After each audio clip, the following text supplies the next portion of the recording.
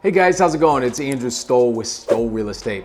So today's video is a little bit of a home buyer guide, and I want to go over 6 must-dos that all home buyers should do either while preparing to buy a house or in the process of buying a house. So let's just get right into it. One of the first things that you want to do is create a checklist of what is the most important to you. And if you're buying a home with somebody else, to the both of you. And this is a list of must-haves, not I really want or I kind of want, but what are the non-negotiables? And putting this list together will help you focus on what's important, and maybe that's a home buyer calling right now, so give me a second. Okay, let's get back to it. So you want to make sure this list is as detailed as possible. I have seen countless buyers waste time looking at houses that deep down they know just don't have what they're looking for. So in order to save yourselves time, be efficient, and get on the same page if you're buying with somebody else, create a list of must-haves and stay true to it, and share that information with your real estate agent so that they can set up a search for you that's specific to exactly what you're looking for. So number 2 is improve your credit score. Typically, the better your credit score, the better your interest rate's gonna be, and the lower your payment's gonna be on the house that you purchase. Lenders have more confidence in issuing mortgages to those with higher credit scores. They typically reward them with better terms, and like I said, lower payments. The good news is that most home buyers have room to improve their credit score. If you have a 670 or lower credit score, you're typically gonna pay higher fees. There are different types of financing that do allow those with lower credit scores to purchase homes. But again, you're not gonna get the best terms. You're typically gonna pay a little bit more. And they're on some loans, such as FHA loans, you're gonna have mortgage insurance that will never go away. Now, you might be asking yourself, what is mortgage insurance? Well, we'll save that for another video. So as you're working to improve your credit score, keep in mind that any realtor that you're working with should have a fantastic team of professionals that they work with, that they trust, and that they can recommend to you. Like with us, the Andrew Stoll team, we work with literally some of the best loan officers and lenders in the Chicago area. And all of our buyers that come to us that are looking for a little guidance and a little help, they're gonna get that through our referral partners and the professionals that we work with. Now, you should always get 2 to 3 opinions, pretty much in anything that you're doing, just to make sure that the terms that you are getting and the people you're working with kind of align with your values and what you're looking for. So in finishing this topic, don't forget, the higher your credit score, the lower the payments. So number 3 kind of correlates with number 2, and that is obtain a pre-approval. You're gonna see me talk about this in a lot of my videos when I'm creating a list of things that home buyers can do in preparation to buy or during the process. You wanna make sure that you have a pre-approval dated within the last 30 days of submitting an offer, and that pre-approval is going to reflect your credit score, your income, and other terms that a lender is gonna use to approve you for a mortgage. So a pre-approval, it's basically your golden ticket to submitting an offer.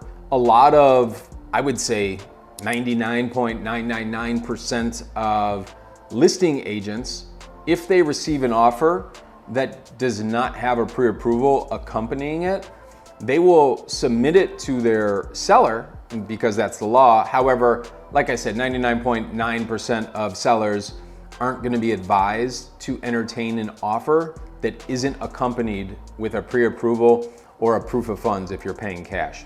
So it's very important to have that pre-approval when you're looking at houses and if your intention is to submit an offer.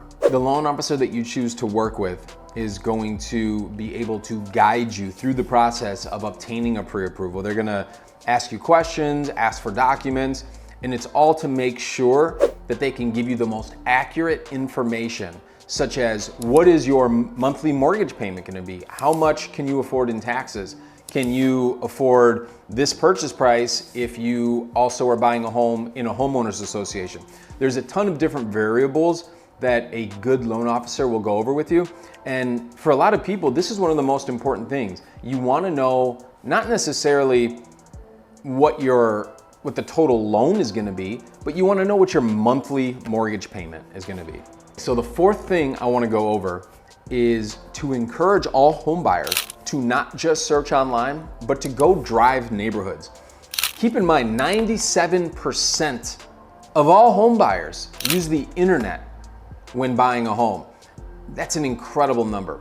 So it's important to use the internet. There's a lot of fantastic information out there, and I encourage you to do as much research as possible online. So there's no doubt that using the internet and searching for homes online and looking up information is very important and valuable. However, there are certain aspects of buying a home and the neighborhood that you're buying a home in that you really need to experience to understand it, and experience it to know if you are going to appreciate it or be annoyed by something. For example, when we're working with home buyers, we always recommend that they go drive the neighborhood. If they see a house, or if they know there's a neighborhood that they really like and they're really targeted on that area, go drive the neighborhood. Drive the neighborhood in the morning, park for 15, 20 minutes, drive it in the evening, drive through different times of day. You know, there may be a train that comes through at one time of day that you didn't know was nearby enough to make an impact. There may be different types of traffic that you're not familiar with, neighbors doing something. There's just so many different nuances to a neighborhood and to a home that you want to do as much research as possible. And even though you can find a lot of information online, there are just certain things that you can't find online that you need to experience in person. So number 5 is a good one, because if you're not a parent, or if you don't plan to have kids, you may not think this is important. But number 5 is check the schools and do some research on the schools and the school districts nearby and where you're buying. So the reason that you want to buy a home in a good school district and with good schools, even if you're not planning on having kids or don't have kids currently, is because homes in good school districts and near good schools have a better resale value. So if you can, even without kids, you want to target areas that have good schools. The average home buyer buys about 4 homes in their lifetime, which means that it's about 2 that they're going to sell. And there's a saying in real estate investing that really carries over into just, you know, your everyday purchasing too. And that is, you don't make money when you sell, you make money when you buy. And that is because you want to make sure that the elements of the home and the area that you're buying are going to be good for resale. And school districts they possess that quality that will help your resale value in the future. Okay, so the last item on the list is actually something you're going to want to do after you already get under contract, and that's get a home inspection. There is a period of the contract called the inspection period that's typically 5 business days from when the contract is executed. And during these 5 business days, you can conduct any inspections that you'd like for the home. Most buyers conduct a home inspection, and in Illinois here, there's a lot of radon. So I'd say about 50% of buyers conduct a radon test too. After the home inspection report is received, if there's anything on there that might require another professional to inspect, you can then, you know, if the home inspector thinks that there's electrical issues or foundation issues, then we can contact those specific professionals to come in and take a closer look. So a home inspection is a general, limited, non-invasive inspection of the home. These inspectors are trained and certified professionals licensed by the state.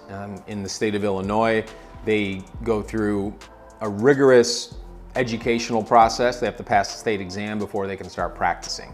The home inspector will essentially do a thorough inspection of the house and provide a list of visible and testable items throughout the house that may be of concern. From the roof to the basement, from the electrical to the HVAC, from the windows to the walls, everything in between. There are hundreds of different things that a home inspector looks for that they will they will determine if any of them need further inspection or if anything looks concerning to them.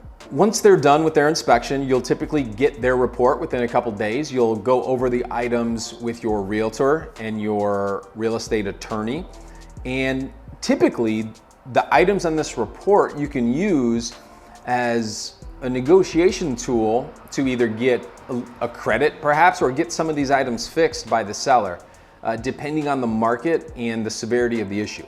All right, guys, so that was 6 things that I think you have to do when you're buying a home. Now, I could come up with hundreds of different suggestions and topics to discuss. And over time, in past videos and future videos, I will definitely get to those. But all buyers that come to us that work with our team, these are all things that we go over in detail with all of our buyers. We don't leave anything out. So this is just a little glimpse in one video into 6 things that I think a home buyer should do when buying a home. As usual, we'd love to have you subscribe to our page on YouTube. We'd love to have you follow us on Instagram.